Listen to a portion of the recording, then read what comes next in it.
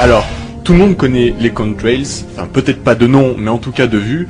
Les contrails, c'est les traces que laissent les avions dans le ciel. Donc on en voit régulièrement. C'est en fait ces petits nuages de condensation qui se forment au passage des avions, je sais pas à quel phénomène réellement physique et chimique, mais en tout cas, c'est un phénomène absolument naturel, en tout cas d'après les scientifiques. C'est pas du tout de la pollution ni quoi que ce soit, c'est uniquement dû à des petits nuages qui sont formés en fait dans la traînée des avions.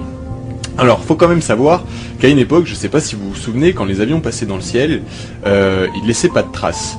Alors, l'explication a été avancée que c'est parce que les avions volent de plus en plus haut, explication qui a l'air assez acceptable en soi, sauf que les tracés à une époque disparaissaient, alors que aujourd'hui, si vous regardez ces tracés, eh bien, ils mettent énormément de temps à disparaître du ciel. Pour certains, même, ça se compte en heures avant qu'ils disparaissent, qu'ils se dissolvent complètement dans l'atmosphère. Alors justement, je vous le disais tout à l'heure, légende urbaine ou réalité, on ne sait pas trop, mais en tout cas, le terme est né sur Internet. On ne parle plus de contrails, mais de chemtrails. Alors chem pour chemical, tout simplement, donc des traînées chimiques. Et donc c'est là que la légende ou peut-être la réalité prend racine. Ces traînées seraient-elles d'origine humaine, chimique et polluante? Et c'est tout le débat. Alors tout a commencé en fait suite à une lettre postée par un anonyme sur Internet, sur un forum, expliquant qu'il travaille comme mécanicien pour une très grande compagnie avionique et que donc ils ont l'habitude d'intervenir sur les avions pour les réparer. Et il explique quand même avant que dans la hiérarchie des mécaniciens d'aéroport, les choses sont extrêmement cloisonnées puisque chacun a un rôle prédéfini. Et évidemment, il y a des mécaniciens qui sont chargés de s'occuper de tout ce qui est évacuation des déchets, etc., des réservoirs, de purger les réservoirs, tout ce genre de choses. En général, c'est des tâches qui rebutent plutôt les gens. Et puis, il dit que dans tous les aéroports qu'il connaît, à chaque fois, bizarrement, il y a 2 personnes, ou 3, qui se portent volontaires pour cette tâche-là. Personnes qui restent généralement à l'écart du groupe, qui connaissent pas trop les autres mécaniciens, qui font leur boulot dans leur coin, et où en fait, tout le monde pense qu'ils sont en train de purger les avions, etc. Mais au final, on ne sait pas trop ce qui se passe. Alors dans sa lettre, il explique qu'une fois, il est amené à intervenir sur un avion, et par curiosité ou par envie de pousser un petit peu plus loin la révision de l'avion, il décide d'aller voir ce qui se passe au niveau des réservoirs. Et là, il s'aperçoit qu'en fait, donc chaque avion a un schéma clair et précis qui montre clairement, noir sur blanc, quels sont les différents éléments qui le composent, parce que vous imaginez bien qu'on monte pas un avion comme ça à l'arraché. Donc on sait exactement quel est le contenu de l'avion, quel est son agencement, etc. Et il remarque que sur les plans, ou plutôt dans l'avion, apparaissent des éléments qui sont pas sur les plans. Et ces petits éléments, en fait, c'est comme 2 sortes de mini-réservoirs placés sur le côté, directement reliés par des mini-tuyaux qui vont vers les ailes, et qui se dirige en direction des tiges antistatiques. Alors sur les ailes d'avion, en fait, si vous regardez de près, il y a des petites tiges qui permettent de décharger l'électricité statique pour éviter que les avions prennent des chocs en électricité statique. Donc ça permet de décharger, et en fait ces petits tuyaux iraient vers certaines fausses tiges anti-électricité statique, en fait, qui seraient elles percées, comme pour laisser passer un liquide. Donc ça, voilà, la lettre est postée comme ça. Il explique que lui, il a été très intrigué par ces petits ajouts sur les avions. Alors, sur le premier avion qu'il a vu, il s'est dit bon, c'est peut-être un ajout qui n'a pas été stipulé par la suite sur le manuscrit, etc. Sur le mode d'emploi entre guillemets de l'avion. Et il laisse un peu couler l'affaire. Et en fait, il commence à s'intéresser un peu à la question, et les avions qu'il reçoit par la suite, il décide d'aller vérifier s'ils présentent la même caractéristique, et il s'aperçoit qu'en fait, tous les avions gros porteurs qu'il va contrôler comportent la même caractéristique, c'est-à-dire cet ajout de réservoirs supplémentaires qui sont pas stipulés sur les manuels. Alors, sur le dernier avion sur lequel il intervient, il se fait surprendre par un de ces mécaniciens un petit peu mystérieux, mécanicien purgeur des réservoirs, etc., qui lui dit clairement qu'il faut qu'il se mêle de ses affaires et qu'il doit disparaître. Et le lendemain, il est mis à pied donc par sa direction, qui lui dit qu'il a mal accompli sa tâche, etc. Et il se retrouve comme ça plus ou moins licencié de son travail. Le soir même, il reçoit un coup de fil assez énigmatique qui lui dit une phrase du genre mêle-toi de tes affaires, tu vivras plus longtemps, enfin un truc assez sympathique. Et puis au final, la direction le rappelle, lui dit qu'il peut réintégrer l'équipe au bout d'une semaine. Et là, dans son casier, il trouve encore des menaces en lui disant attention, on t'a laissé une chance, mais t'avises plus à recommencer à essayer de voir des tâches qui t'incombent pas. Donc il est quand même assez intrigué par la chose, forcément.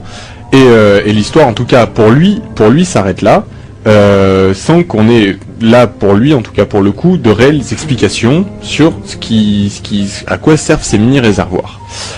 Alors là, plusieurs hypothèses sont forcément avancées par les différents internautes, scientifiques, etc., qui ont eu connaissance de l'histoire.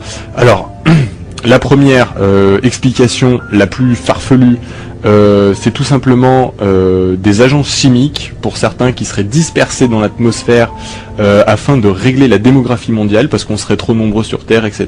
Donc ça permettrait d'éliminer certaines personnes et certaines populations. Voilà.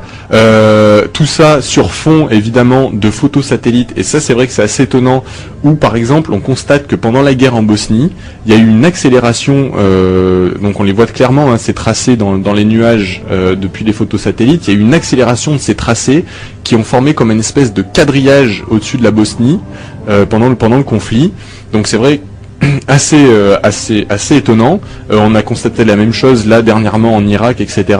Bref, à tous les endroits où il y a des conflits, on se retrouve avec une multiplication comme ça de ces chemtrails, comme ils les appellent maintenant aux États-Unis. Et puis l'explication la plus logique, quoique quand même très surprenante, est que toute cette mise en scène ferait partie de ce qu'on appelle le projet HARP. Alors le projet HARP, qu'est-ce que c'est ? C'est tout simplement un projet qui a été monté par les États-Unis pour pouvoir mettre au point un système qui permettrait de contrôler plus ou moins les variations du temps, c'est-à-dire que ça serait des ondes à haute fréquence électromagnétique qui permettraient de faire tomber la pluie, qui permettrait éventuellement de l'arrêter aussi, etc. Bref, c'est une espèce de zone 51 de la météorologie, comme ça, qui serait implantée aux États-Unis. Alors le site existe effectivement, il y a des photos, hein, comme de la zone 51. Maintenant, à dire ce qui se passe dedans, c'est assez difficile, c'est plutôt basé sur des hypothèses et des envies personnelles d'imaginer ce qu'il y a derrière. En tout cas, pour certains, ça serait le projet HARP, et tout simplement, alors ça c'est suite à des relevés, puisque ça commençait à intriguer un peu les gens. Donc des scientifiques ont fait des relevés de ces traînées et ont constaté que les traînées des avions laissés de nos jours contenaient une quantité assez importante de barium. Alors jusque-là, on peut se dire, bon, ça laisse du barium, c'est polluant, effectivement, c'est un peu dégueulasse, mais pourquoi pas. Mais si on se penche un petit peu sur l'utilité du barium, le barium est un excellent conducteur dans l'air, et en fait permet de faire transiter les ondes, justement à haute fréquence, de façon quasi parfaite, un petit peu comme un réseau sans fil, un réseau Wi-Fi, mais à l'échelle mondiale, comme ça, et permettrait donc de faire passer les très hautes fréquences.